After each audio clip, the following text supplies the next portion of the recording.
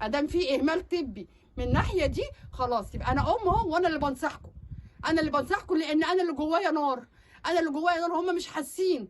هو الدهراوي عمال يسافر هنا ويحضر هنا ويجي هنا زي ما يكون بيغيظنا. فين التحقيقات بتاعته؟ هو اللي مسؤول. فين سميه؟ فين الدكاتره اللي هم كانوا موجودين في البطولات؟ فين؟ ادي زمايله كلهم وهو بتوع الكاراتيه اهو معظمهم متوقف عشان بيتكلموا في حق يوسف. انا عاوز اعرف ليه كل واحد بيتكلم في حق يوسف تعمل له بلوك؟ يبقى اكيد في حاجه غلط. احنا عاوزين نعرف ايه هو الغلط.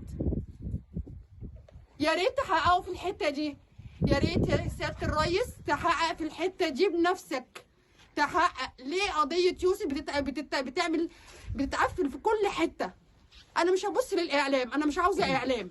انا واحده عشت حياتي، ربيت عيالي بما يرضي الله وعلمتهم الصح والغلط، واكيد شايف جنازه ابني كانت عامله ازاي. ها، وكل مصر من بره مصر وجوه مصر، وبيجي لي تليفونات من بره مصر. احنا معاكي. هتوقف الناس دي كلها عن الاتحاد؟ انا عاوز اعرف الناس دي كلها لو وقفت ورايا، ده في ناس كتير واقفه ورايا. انا النهارده اول مره اتكلم واجيب حق، عاوز اقول حق ابني. حق ابني عاوز اجيبه قدام عيني عشان اطفي ناري. ليه كل ده؟ ليه كل ده؟ انتوا مش عاوزين تجيبوا حق ابني. ليه بتقفلوا على المواضيع؟ ليه مفيش تحقيقات شغاله؟ وليه مش عاوزين تجيبوا الدهراوي واللي ورا الدهراوي وسميه؟ سميه النهارده في الكويت وقبل كده في قطر. ها، فين كل ده؟ انتوا بتغزونا؟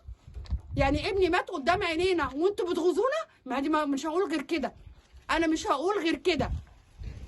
ان انتوا لا مبالاه، لا مبالاه. يبقى في حاجه غلط، فعشان كده انتوا ثابتين.